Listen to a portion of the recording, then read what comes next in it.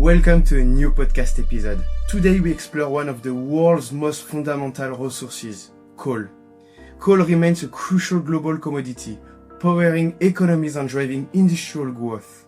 From steel production to electricity generation, its role is still deeply crucial in our modern world, even as we transition towards cleaner energy sources. In this episode, I am joined by Anthony, an expert in the coal and energy market.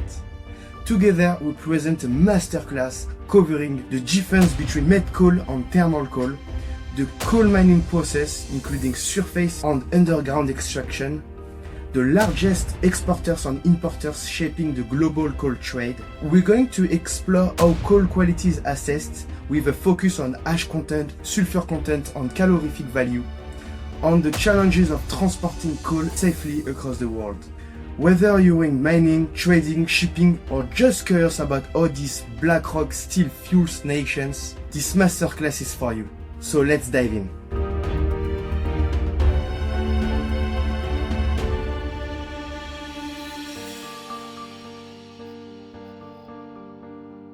Anthony, it's a pleasure to having you today. Can you introduce yourself, please?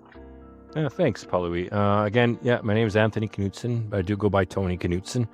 And I am based out of Washington, D.C., out of a home office. So you might see my dog walking by. So, I work for a company called Wood Mackenzie. We are a data intelligence company. We do work on insights. We work on forecasts for, the wider industry across a number of commodities, including thermal coal or coal, which is an area I've been in the industry for 26 years. I'm a geologist by background, and I spent most of my time in the Canadian coal industry working at power plants and mines in that space. So I'm really happy to be here to talk about an area that I'm really proud of to be in and interested. Nice. So thank you for your introduction, Anthony. I want to ask you, of course, the first question, maybe to introduce the coal industry. Can you explain, first of all, the different types of coal we have in the market and people should know? Okay, well, I'm going to step back a little bit.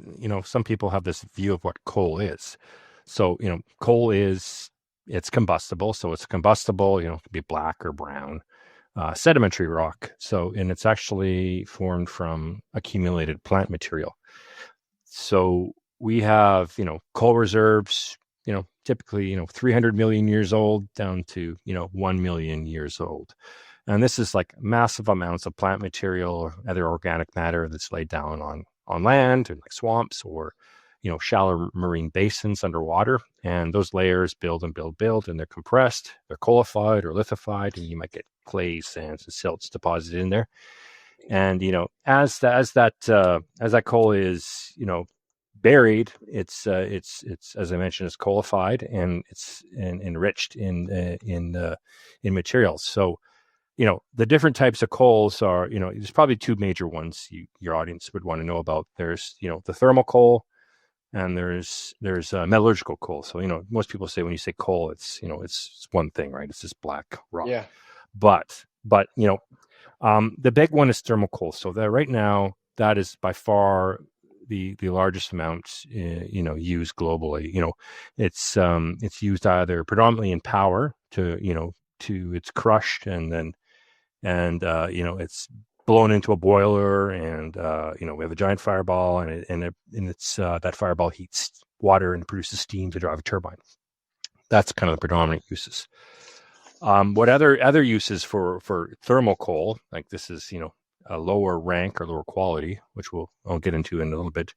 But, it's also used in like cement, to produce cement, or, in kilns. And it's also used in foundries and furnaces, for metals and that much. Or it's used, coal, the chemical. It's used in, fabrics. It's used to make aluminum, or it's also used to make, bricks, all sorts of things. Pharmacy. So it's not just, power, the thermal coal side.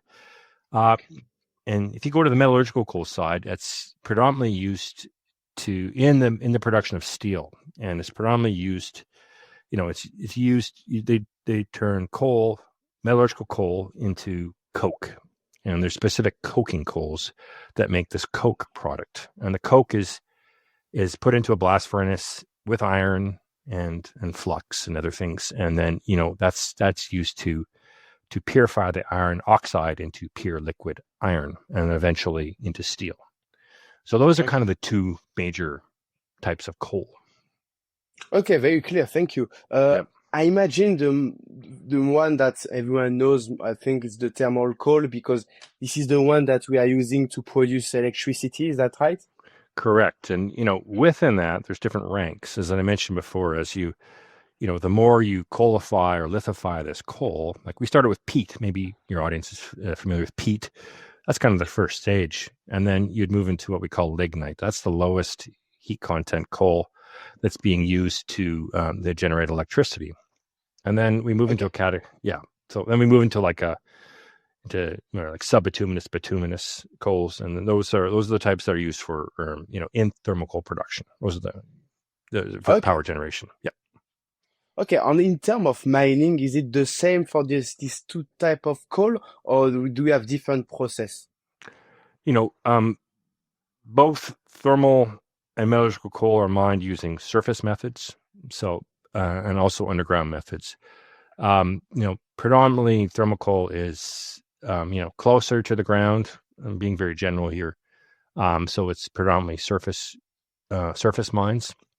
Where your higher quality coals, the ones that have been pressed and compressed and they're older, potentially they're deeper. Those are your underground coal mines, but you can get both from thermal and met in underground or surface. So surface mines, you'll use large earth moving equipments to expose the seams. It comes in seams. It's not like an ore body like a metal, so it's kind of thick seams. They can be quite thin to in the U.S., one of the main regions where it's mined in Wyoming, in the state of Wyoming, it's it could be 30, 40 meters thick.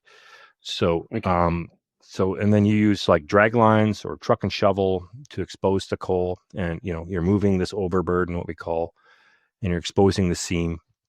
And then you'll mine. I should even back up before that, but you're reclaiming. You're taking all of the material off the top and saving it for reclamation. So we're not just ravaging everything. And there is a method to that madness for the mining process where you're just taking the layers off, getting to the coal, and then mine that out and take it out, and eventually it's reclaimed after that. So I want to support my industry in that. So there's some great reclamation practices around that. When you get into the underground side, typically you can go down in a shaft. Maybe that's the stereotypical, view of mining. You can go down in a shaft to get access to a seam, but typically what they call is they're just mining into the seam, and they'll drive into the seam under. And there are, various mining types that are, that are dictated by the seam and the geometry of the seam. You can either use a room and pillar style mining, which is basically a rotating drum with, sharp picks on it, and it's chipping away at the coal. And then you're taking that coal out, or you can use what they call long walls, and it's just literally like a big long wall of a shear. It goes back and forth along the coal seam, and that coal is deposited on a conveyor and taken out. So those are the two kind of main parts of the mining. And then on the surface, often coal is washed. And what I mean by washed is we wash it using water and magnetite to float the coal. Use those density differentiations to float away, which we'll get into later, some impurities. So that being ash or other particles you maybe don't want in the coal. And they also use other chemicals to use like froth flotation and flocculants to depending on the size of the coal. So the coal can be washed to improve its quality, improve its heat, reduce contaminants, or often it's maybe it's clean enough to use straight as a product. So that's kind of gets you to the point where you're shipping the coal off somewhere. So okay, very, very insightful. Thank you. So I imagine in terms of cost, if you compare the both methods, which method is the most expensive? Because the underground you need a lot of machine. It's quite time intensive. On the surface, it's like you need to clean the coal. So if you calculate which one is the cheapest. Yeah, they can be both quite expensive. I think, Mm. I think surface is cheaper. You can get these economies of scale, like, some Mm. of the largest surface mines, one of the largest surface mines in the year used to, in Wyoming, in the state of Wyoming, used to produce 90 million tons a year out of one mine. So, where out of a underground metallurgical coal mine, you maybe get a big one might be 10 million. So you're Mm. definitely getting that. So I think you're getting, with the surface mining, you can produce a lot more. So it's I'm not saying it's cheaper. The equipment can be quite cheap. A drag line might cost you 150, $200 million, and a longwall might be Oh, 100, $200 million as one piece of equipment. And trucks are yeah. $6-7 million. So I think depends on the size of the mine, and so yeah, I think, like I said, surface is probably cheaper from that perspective. Okay. In terms of volume in the world, do we have more like surface methods, or do we use both equally? I think it's weighted way more towards surface mining right now. Okay. So as I mentioned, some of like the largest, I think the largest mine in the world right now is the North Antelope Rochelle mine in Wyoming, 85 to 9 million tons. China, they have some large mines too, 70, 80 million tons. Um, a large surface metallurgical mine might be, there's one, the Goonyella Riverside in Australia, that's 15 to 20 million tons. So, Okay. yeah. Okay, very interesting. Okay, now I want to switch to the biggest in terms of production, what are the main countries in coal production? And maybe we can as well compare with metallurgical coal and thermal coal. Sure. Right now, in terms of, the top producers in thermal coal, this is really a China story. Last year they produced the thermal coal domestically about 4 billion tons, about Wow. almost half of what was produced in the world. And if you the next largest producer is India, and they've actually rocketed up, over the past number of years as they, try and develop their coal industry and, move towards, energy security and self-reliance and reduce imports. Okay. The next largest producer is actually Indonesia, a little around 800 million tons, and their distinction is that they're the largest seaborne exporter in the world. So, which will be of interest to your audience. So, on the ocean, they ship around 500 million tons. That's what they're kind of expected this year on a 1 billion ton a year market. So that's for thermal coal. So they're supplying within into India, China, and Southeast Asia predominantly. And then that's followed between Australia and Russia in terms of thermal coal production. And lastly, is South Africa, which is another big producer, in the 60 million ton range. Australia is about 200 million tons of exports. Russia is around 150 million tons of exports, and they produce around 200 million tons, and Australia is around 250 million tons of thermal. The U.S. is a smaller, they have a lot of domestic production.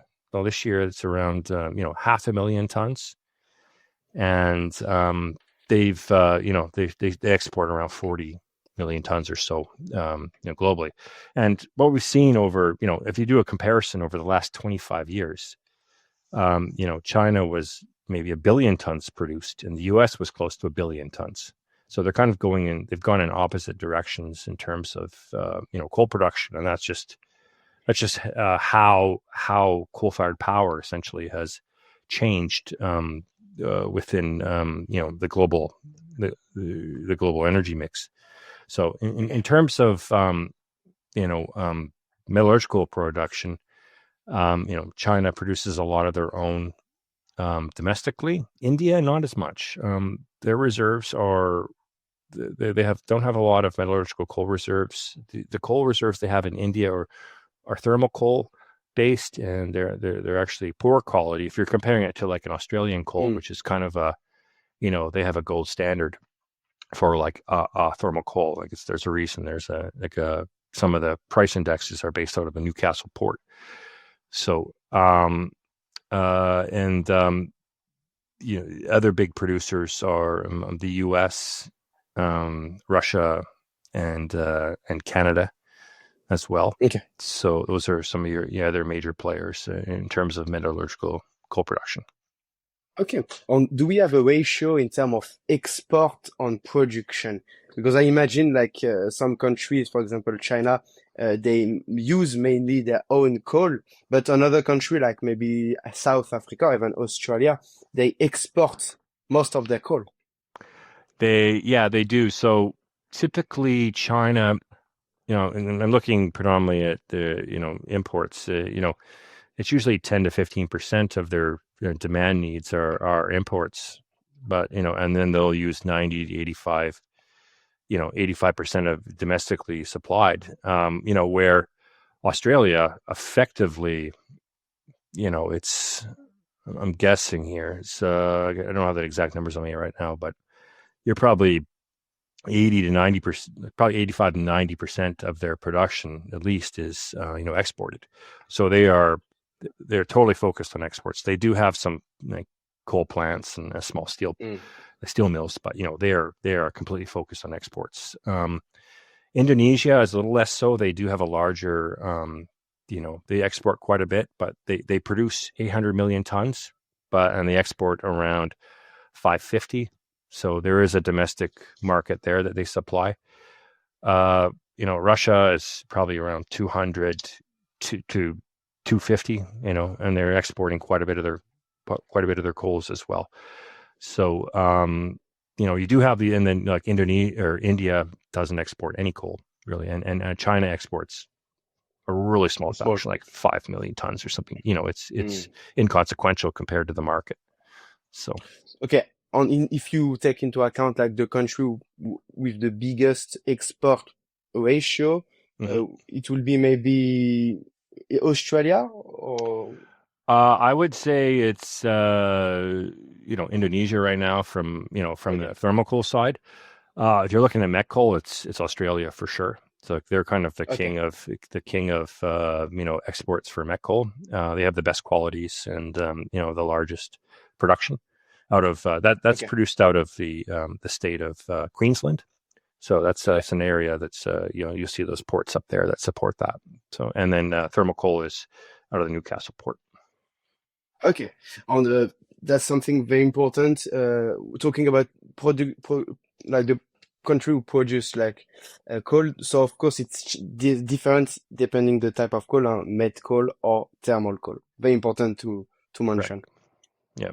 This episode is sponsored by the Shipping and Commodity Academy.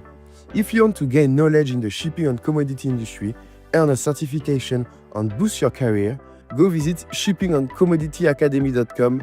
Link in the description.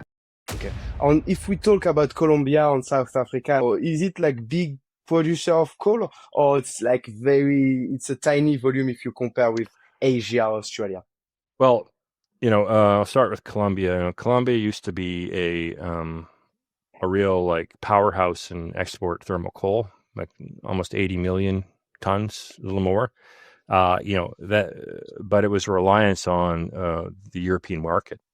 And as we've seen over the last few years, a lot of European countries have moved away from coal-fired power, or they're on its way out. So basically, Germany and Poland are kind of like the stalwarts, the last ones that are kind of left. And we see exports dropping precipitously over the next number of years. So this year we have them exporting maybe about 50 million tons for thermal coal. Lesser extent for met coal, but they're actually known more for metallurgical coke exports. So what Colombia issue they have is they're kind of at an island in terms of ocean freight. So they're quite far from the growing Asian markets. And then they're still pretty far away from the European markets, and that's falling away. So they're actually trying to compete with the Russians in Turkey, for example. That's kind of a market for them, but they're also trying to compete in Japan and South Korea. So they're losing on the freight side. Correct. Yeah. Anytime you see like freight rates going up, in that Atlantic basin or into the Pacific out of there, they're at a loss because they can't quite. It makes it harder for them to compete against Australian or Russian coals, and out of South Africa, they're predominantly sold into Europe as well. So there's that issue there. They were quite far away because the Richards the Richards Bay port is the main port out of South Africa for coal exports, and they are they're quite far from Europe anyways. But right now what they have going for them is the Indian market, and they actually have some great coals that are in demand in India. So that's kind of where the future is, I think, for South African coals, and they're actually quite close. That route into, from Richards Bay into the west, the west part of India, where all the major importing coal plants are, is fairly short. Okay. So. Thank you, Tony, for all these insights. Now I want to switch to another question regarding more the importing countries. Of course, you touch this topic, but if we split, like start maybe with met coal and then after thermal coal, to start, so met coal, what are the main importers? The main importers are right now are India is the number one importer, because they don't have, the reason they're the largest importer, and it's not China, is they don't have the coal reserves. So they are the largest importer, about 170 million tons, and this past year, and then it's around 150 million tons, if I got my number correct, for met coal imports for China. They're the largest, second largest, I should say, importer. And then, you'll get into, again, it's an Asian story with Japan, South Korea. They're large importers as well. They don't have any natural resources, so they're importing for their blast furnace fleet. And Europe is a large market as well, but it is in decline. But it's still an important market for met coal for exporters to consider. And then another area that is growing is again, and not surprisingly, it's Southeast Asia as well. So again, Vietnam, Bangladesh, Indonesia. So these are regions that have really low steel intensities per capita. India is probably one of the lowest for like the size of the country it is. So, compared to the Western nations, which are considered a more mature, a market for steel, these countries are, the 21st century, they're going to be growing, they're industrializing, they're building bridges, dams, all that sort of infrastructure that requires steel. So they are going to be, the centers of growth for met coal going forward. So, okay. On thermal coal, again, it's as I mentioned, it's China right now. So this year they're going to import 320 million tons. It's not a small number.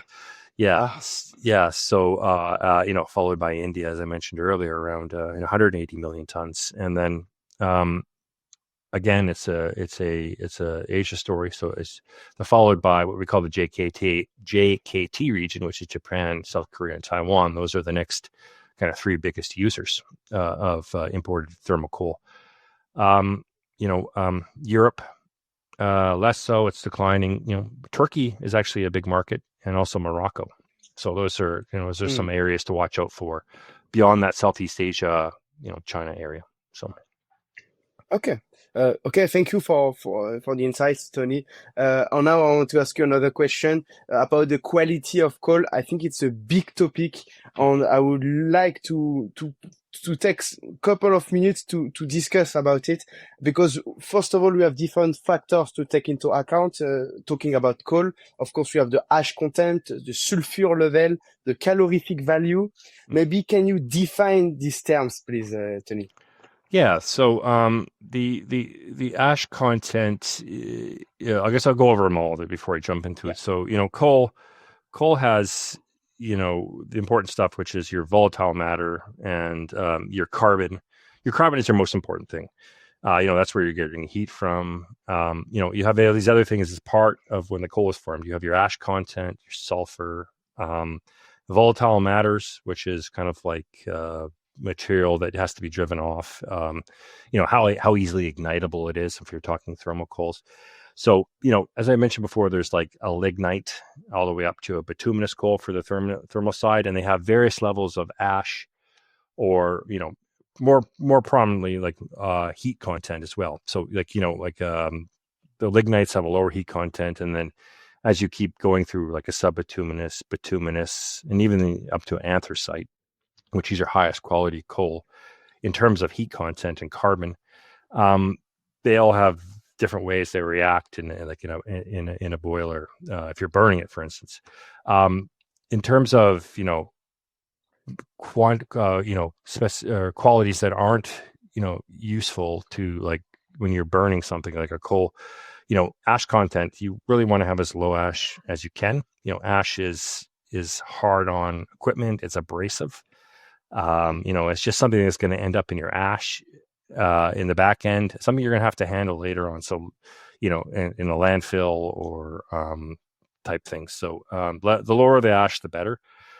Sulfur levels in terms of thermal coal, obviously sulfur forms, sulfur dioxide, and it's a pollutant, beyond carbon dioxide being produced. But, you obviously want lower sulfur. So typically, under 1% sulfur, I'm being very general here, is desirable. But, I like to see like 0.4, 0.5% sulfur when you're burning it. There are, we might look at mercury. We might look at, the hardness of the coal, for handling, for dust, how much dust it makes. So that's from the thermal coal side. From the met coal side, it's a little more complicated. So, there's metallurgical coals, and there's also a subset called coking coals.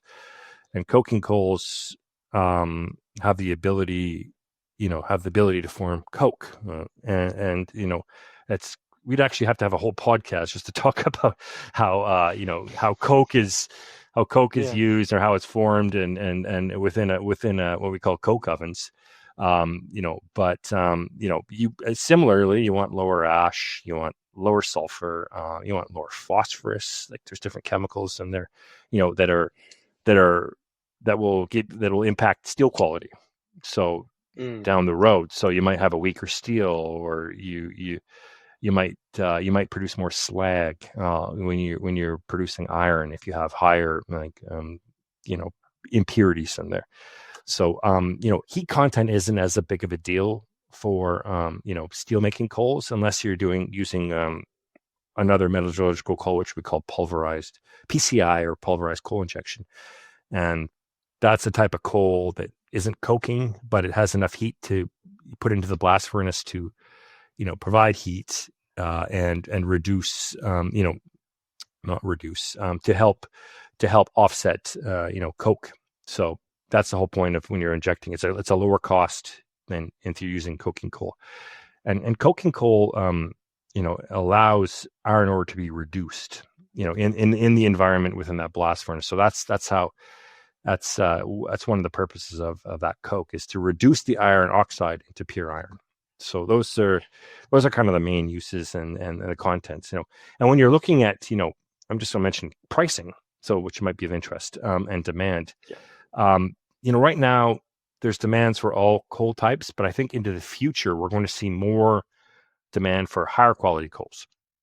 So, I'm talking the thermal coal side right now, and the reason for that is, you can, for every megawatt hour you produce with a higher quality coal versus a lower quality coal, you're going to have less emissions. You'll have less carbon emissions out of it. So that's one of the advantages of it. And the unit's more efficient that are burning it, so you don't have to. You can burn less. So it's that's why they're in demand from that. And in terms of impacts of these specifications, they typically in coal pricing, you'll have a benchmark. right now. There's a number of benchmarks. I mentioned the Newcastle 6,000. There's the Newcastle 5,500. There's an Indonesian prices for lower quality, and those are kind of like the benchmark, the perfect coal. And, all coals are not made the same. So you might have deviations from it. So your coal, if you had maybe at a higher ash, you might take a penalty. So I don't know, maybe half a dollar per ton, $1 per ton, or something like that off that price. Nothing. And then the same thing will happen for met coal as well. So maybe if your qualities, if your coke making qualities aren't as good as the benchmark, which is what we call the premium low vol out of Queensland, that's kind of the low volatile coals. You might get a similar discount or something else, a pricing mechanism, changing that price when you sell it. So same thing goes for sulfur limits or anything else you can work into a contract for that coal type. Okay, very clear. I think we didn't talk about the calorific value, or maybe you did, and I was not paying attention. I did, yeah. So, sorry about that. So basically, the higher calorific value, for thermal coal, typically you'll get a higher price. So right now, a Newcastle 6,000 today, closed at about $108 per ton, which is fairly low right on the market. For a Indo 4,200 kcal coal, for heat content, right now that's maybe $49 a ton right now. So it's they're all kind of relative to that. For thermal coal, it's all relative to the heat content.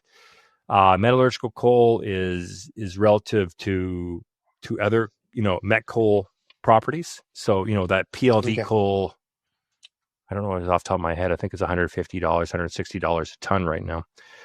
Don't quote me on that. It's just coming off the top of my head, but it's in that range. So, and then anything lower, you might have lower qualities of coal. Well, what we call like semi-hard coal, and there's a semi-soft coal. And again, we'd have to get into a lot more detail on that, but those just get lower discounts to those prices. So they're all kind of relative. So that's kind of how the pricing works. And is it important to take into account calorific value for met coal, or it's only for thermal coal? No, it's really only a thermal coal specification. Okay. Other than, for that PCI coal I mentioned, you might have different volatiles. You'll have a low, mid, and high volatile PCI coal, and that the volatiles are in relation to the heat content. So as I mentioned, the heat content isn't really a thing for metallurgical coal. All they care about is the coking properties. Okay. Thank you, Tony. Very, very insightful. Real masterclass on the coal quality. Now I want to ask you a question more about the different countries' specificities in terms of coal. So what we are going to do, it's like an exercise. I'm going to ask each country, of course, the main countries, not every country in the world, but the main one. And you're going maybe to give us an insight about their quality in terms of calorific value, ash content, sulfur content. Is it something okay for you? Yeah, we can do that. Yeah. Perfect. Let's start with the famous country like everyone knows about coal. This is Australia. Yeah. Australia is blessed with, many types of coals, and there's some really good, thermal coals in there. Like I said, there's a benchmark named after two of those coals that come out of the Newcastle port, and similarly out of the Hay Point and Dalrymple Bay and those ports up in Queensland. Those hard coking coals, premium low vols, another one we call a premium mid vol coal. Those are coming out of Australia. They are the benchmark. They're kind of the pinnacle of qualities in terms of, heat content or ash or, sulfur. So they're really looked upon. There's a reason, Japanese clients will pay a premium every year for their contracts for these thermal coals. And also, but they also have lower quality coals. It really depends on, where it is within the coal basin and even within individual mines themselves. So yeah, they're kind of like the pinnacle of coal for that, I would say. Okay. And if we talk about a country close by, we have Indonesia. What about the coal? I know the calorific value is not very high on Indonesian coal. So those are kind of newer coals. They're younger coals. so you remember, we talked about how, different coals are, they get coalified, and so they're kind of newer coals, so they're not as high quality, but what they lack in quality, they lack in, obviously, in abundance, as I mentioned. So they can produce a lot of it. They are, they're still producing, lower quality coals. There may be a higher moisture. Maybe like they still have good sulfur coals, good ash coals to wash it down. So that's what's coming typically out of Indonesia. Less so on the met coal side. They don't have as much met coal coming out, as compared to, like, in Australia or Russia, as example. So, but they're still obviously a very important producer of those lower quality coals. Okay. Now talking about China. Yes. So China again, with across their metal space, they have an abundant amount of coal reserves, and they have a large number of high quality met coal and high quality thermal coal. What I think we're seeing out of them is they've been mining so much, is we're seeing a decline in qualities. So quality availability. So that's one of the reasons that China still has some reliance on imports as well.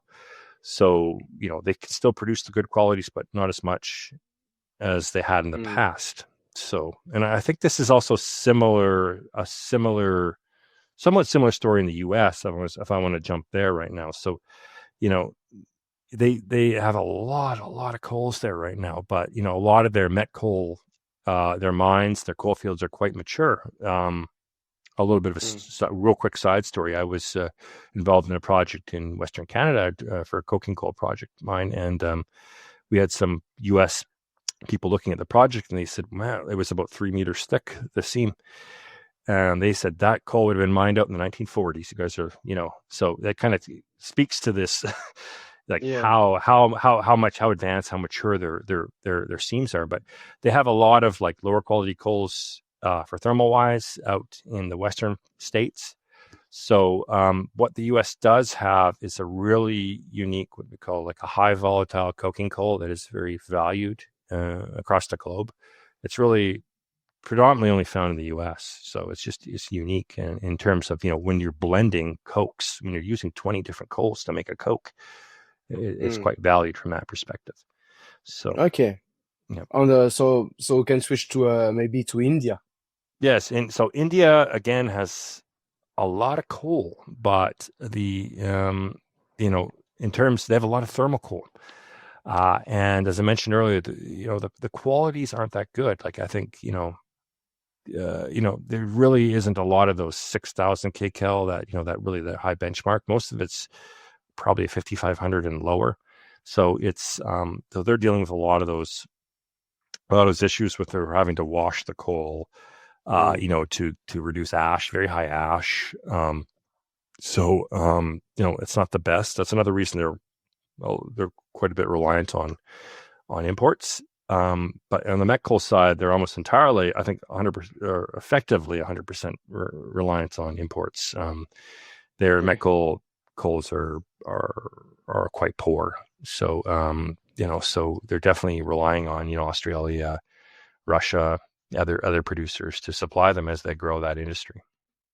Which is good for shipping. Exactly. That is, to be honest, that is where if you look out between now and to 2050, that is they're supporting all the growth. Exactly. Yeah. So of course we continue with our list. Only 4 countries left. The main one. Let's go more in the South Africa. Yeah, South Africa.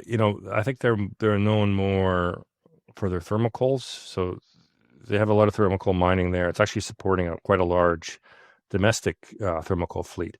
So they have some high quality 6,000 kcal product. That's the RB1, it's called. I think there are other references to it. Oh God, I can't remember the names off the top of my head. I should know that. But other market references for pricing. But I call it RB1 or Richards Bay 6000. And it's a lower ash. high heat content coal that's quite valued, globally, especially in Asia. They also have the lower quality coals that make it into industrial uses or whatnot. So it's a good sized industry. The qualities are quite good, but it's kind of like, I would call it maybe like a second tier producer. Okay. On the talking about this one, I like talking about Colombia because it's not huge in terms of volume, but I think it's always good to talk about Colombia because I think the quality of the coal in Colombia is quite good. Yes, there is a Porta Bolivar benchmark for a 6,000 kcal product coming out of there. It's they have some of the largest, or at least have some of the largest mines there in the world.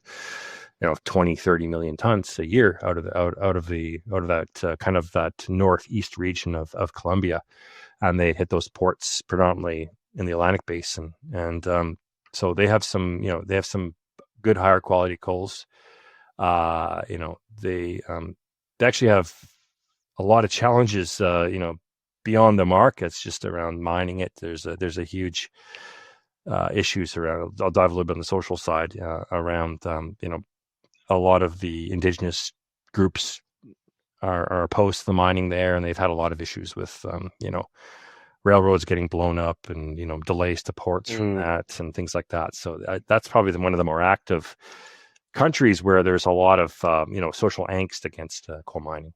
So, but they also do export met coal, but that's probably from the Pacific side more so. Okay. Yeah. Okay. Oh, now we have two left countries. I mean, three left, but the two would be like US, Canada. Can we say this is the same type of coal, or it's quite different? Well, Canadians. I'm a Canadian, but originally. Okay. So Nice. Canada is known more for their really high quality coking coals, and those have historically moved out of Vancouver ports and then Prince Rupert ports into Asia. So that's pretty much the main focus for those mines. Really good quality. The U.S. Like I said, it's super varied. They predominantly East Coast ports are moving met coal and thermal coal as well. So that's like out of Baltimore, out of Norfolk. There is coals moving out of the Alabama, New Orleans area. So there's out of the Appalachian region. That's the Southern Appalachian region, which is the main coal region. Southern Appalachian up to the Northern Appalachia. There are coals that are exported predominantly out of, the U.S. has no West Coast, effectively no West Coast export capacity of any size. So, any of the West Coast, thermal coal exports that are coming typically out of the Wyoming state area and Montana are going through actually Vancouver. So, okay. Yeah. So. Okay. Very interesting. I want now to ask you about the last country, Russia, because I think Russia is a big producer of coal. They are, like 200, 300 million tons a year. Interesting thing about them is they like to keep all their coals, the best coals for themselves, use internally, and then they export a lot of their other, they're still good quality coals. Like they don't produce the highest quality coking coals. They might produce what we call like a lot of semi-hard. So that's like 3 steps below like the premium. They produce a lot of great 6,000 kcal coals that come out of what their issue is with them is they have about 4,000 kilometers on either side rail distance to get to ports. So they have ports in the Black Sea and ports in the Baltic region. And then they also have ports out of Vostochny in the Far East that service the Asian markets. So those are that's kind of the main areas they're coming out with. So yeah, but they have some good coals too. So that's why there's a reason they're in the top 3 for exporters, top 2. So nice. I think we're done with the list, and now I want to ask you the last question about quality of coal.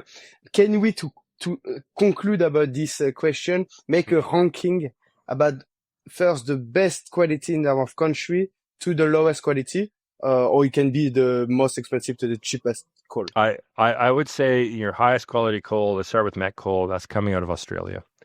So that's that premium low vol, premium mid vol product coming out of the Queensland state. If you, the question of expensiveness is, it's kind of relative where it's coming from, and then you like Australia is also known for their PCI coals. Russian coals will come out, they'll get us, a discount, to that premium. Everybody's kind of discounted off that, and then, prices come down. In terms of thermal coal, kind of, as I mentioned, kind of the benchmark of benchmarks for thermal coal is the Newcastle 6,000 price, and everything kind of floats somewhat relative to that price. So right now, as I mentioned, that's close to $110 per ton right now, and you get down to, a lignite out of Indonesia, 3,800 kcal, and that's like $29 a ton. So, but it's obviously a lot cheaper to produce and, compared to, that Newcastle product. So, that's kind of runs the gamut from the lowest coal price you can get right now is probably that Indo 3,800 at $29 up to, right now 109. So, Okay. Yeah. So the top is Australia, on the bottom of the ranking it's Indonesia in terms of quality. Yeah, and then everybody in between. So Yeah, Yeah. it'll be easier like that. Great. Yeah. Or to give like value in terms of calorific value, we can say 6,000 is a very high value. On 4,000 would be very low. Yeah, 3,800 is quite low. Yeah, for when you're looking Okay. at thermal. Yeah. Okay. So In terms of ash contents. yeah, typically 10% and under ash is what we're looking for. So typically between 7 to 10% is good. Okay. So yeah, anything higher and you're getting a penalty. Okay. Thank you, Anthony, for this very, very interesting on the insightful talk. I know. Now I want it's not easy to understand because you have thermal coal and you have met coal, and some people always mix both, but it's completely Yeah. different. If anybody takes anything from this podcast, I hope they can understand at least there are two types of coals. Yeah. Yeah. You are very clear about everything on that. I'm very thank you for that, because I know it's not easy to explain. Yeah. Now I want to ask you about the shipping side in terms of I would say ocean shipping, how it works in terms of the most famous routes, volume and type of ships. Sure. I'll start with the ships. So typically, the ships that are the Panamaxes. Let's start with Panamax is the 75,000 deadweight tons is kind of the workhorse for moving coal globally. And then I would follow that by Capesize. So I think it's pretty rare. It's relatively rare to see Supramaxes, anything that level, moving coal, unless it's in Indonesia, kind of those short routes. So so the bigger routes, it's typically that Newcastle up into South China, South China ports, or you'll get Newcastle into the Western Indonesian ports. Met coal, it's usually coming out of Hay Point, Dalrymple Bay in Australia and Queensland, and that's moving into northern China and that Boha Rim in Kelfiden. I'm probably butchering it, but and then you're also moving from the Queensland, from the Hay Point into like the eastern part of India, some of those ports there. And then the other, probably the next famous one is probably Vastachny, of the Far East, and that's moving into China, into India, Southeast Asia, and still in Russia. You're coming out of Taman. There's the port of Taman in the Black Sea. There's other Black Sea ports. Usta-Luga out of the Baltic ports, and that typically comes into Europe, European ports. South Africa. Main ports are coming out of, Richards Bay, as I mentioned, and that's coming into, either into the ARA ports in Netherlands, or it's coming into, those Western or Eastern ports in India, typically. There's the far west in terms of North America. There's Vancouver. So Vancouver is moving typically into Japanese or South Korean or Taiwanese ports. Where it depends where the power plant is, and the U.S., as I mentioned, it's Baltimore, Norfolk, Mobile, Alabama, or New Orleans, and those can cut over through the Panama Canal or to get to the Asian markets, or sometimes they'll dip down through Africa or they'll go into Europe. And then lastly, Colombia. So it has the advantage of being able to go through the Panama Canal or into across the Atlantic into those European markets. Suez Canal is we see some coals coming in, like maybe some of the coals coming from those, like out of the Black Sea ports coming through through that canal into into India or something like that. But it's not as big of a used canal as maybe it's container ships or whatever. Okay. Thank you, Tony. And can you tell us about the challenges of coal, please? One of the biggest, probably unique issues is probably spontaneous ignition of coals. So something you have to watch about. Like it's more of an issue with lower quality coals, just because, as we talked about, volatile matters. Those, that's kind of the ability to ignite. Another one is maybe liquefaction. It's less so because when you're more on your finer products, but typically coals are fairly large, and it's like 50 millimeters, or but you still get some of those fine products. It's not as big of an issue. Product contamination, because in the holds, you can segregate, but often on the stockpile, you might not be able to, make sure that those stockpiles are segregated, because you don't want like thermal coal mixing with met coal or different qualities mixing. So you want to make sure the product you're getting is what's on the contract. And then on the other side of that is making sure you have enough stocks, for a ship to fill on time, so you're avoiding demurrage. The last thing I'll mention too is around dust control, obviously, and worries of explosions too with that dust. So any material handling or loading is obviously a challenge with coal dust. So those are kind of the main challenges that I see for shipping coal as a bulk commodity. Now I want to ask you the last question of this podcast about the future of coal. I know coal, this is a type of commodity that has no future for some people. Everyone told me like it's a dirty commodity. Can you maybe, again, we will divide the thermal coal and the met coal because it's different. So let's start with the thermal coal. What do you think about the future of the thermal coal? Okay. And at Wood Mackenzie, briefly, we like to be very, fact-based, and we're not cheering for one or the other. But, for me, I'd be foolish to say that, thermal coal is going to have a renaissance and come back and be bigger. Like for thermal coal, it's going to drop off, over the next, 20, 25 years. I think it's going to be. It's just the way it's going. It's Europe. It's most of the countries have moved away from it.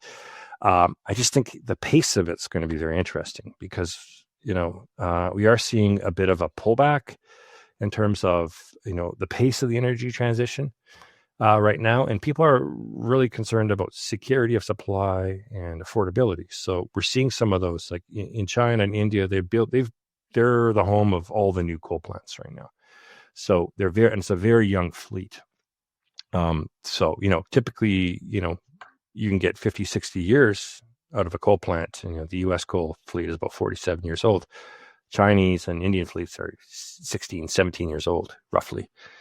So I think it's going to last a bit longer and then, decline off. But I think it's not going to go as fast as some people think it is. It's still an important fuel, for baseload generation, for that firm capacity, and in working in tandem with renewables. So, and I think met coal is a bit different in the fact that, you can produce coal through, what I call primary iron ore production.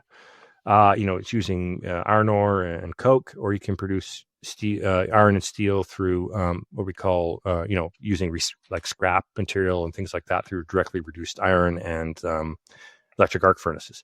So to get a bit technical, so I think India is moving towards blast furnaces and iron ore and coke. So that's where the future lies. So there is actually growth in that industry we're seeing in our numbers. So that's still a story of growth for that coal. So I think it's going to be a challenge in meeting that supply.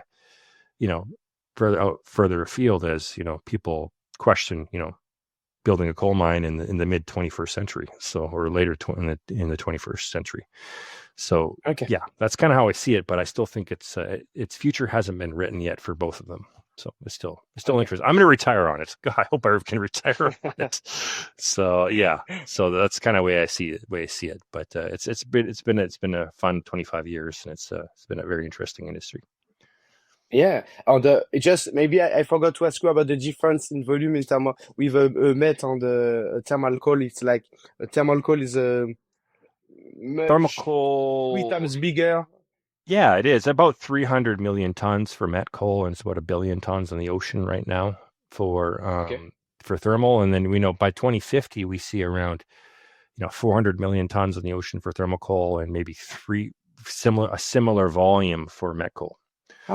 Okay, so it will balance the equation. Yep. Okay. Yeah, it's definitely. Thank you, Tony. Thank you a lot for this episode. Very informative, real masterclass on coal. I wish you all the best, and thank you again. Yeah, I really enjoyed my time here, and catch me on LinkedIn, and if you've got any questions, let me know. Thank you, Tony. Bye-bye. Bye.